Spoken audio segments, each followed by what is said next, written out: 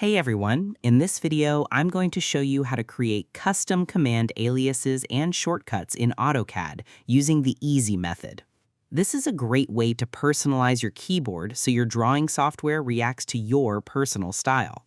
Step 1. Open the hidden shortcut text file. The first step is to head up to your top management menu and open the secret text document where the software keeps the master list of all its keyboard shortcuts. Move your mouse pointer up to the top row of tabs, click on the word Manage, look for the Customization panel, click the button that says Edit Aliases, and select the line that says Edit Aliases from the drop-down list. Wait for a plain text window to pop up on your screen, which is your computer's basic note-taking app displaying a long list of letters and words. This is the start of everything because you cannot change how your keys work from the regular drawing screen. You have to open this internal instruction text file so you can tell the program's engine to read your new keyboard rules. Without this step, your computer will keep using the factory shortcuts that force you to type out long words for basic tasks. Step 2. Add your personal letter shortcuts to the very end of this text document and type in your own customized letter shortcuts using a very simple format. Use the side scroll bar to find a specific shortcut, type your favorite letter shortcut, add a comma, hit the space bar, type an asterisk symbol, and type out the full official name of the tool. For example, if you want the letter C to make a rectangle instead of a circle, type your customized line precisely, make sure there are no typos, and check your spacing.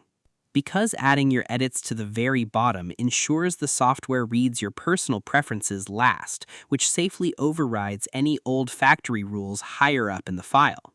Writing these custom lines tells the system exactly which quick key maps to which drawing function. It ensures the program pairs your shortcut perfectly without breaking any other tools. Step 3. Save your text changes and close the document. Now you need to save your new keyboard rules inside the text app and close the window so the file writes properly to your storage space. Click on the word File in the top left corner of the note-taking app, click the word Save from the menu, and then click the small X button in the top right corner to close the window. Make sure you do not change the name of the text file or save it in a different folder. It must stay exactly where the program put it.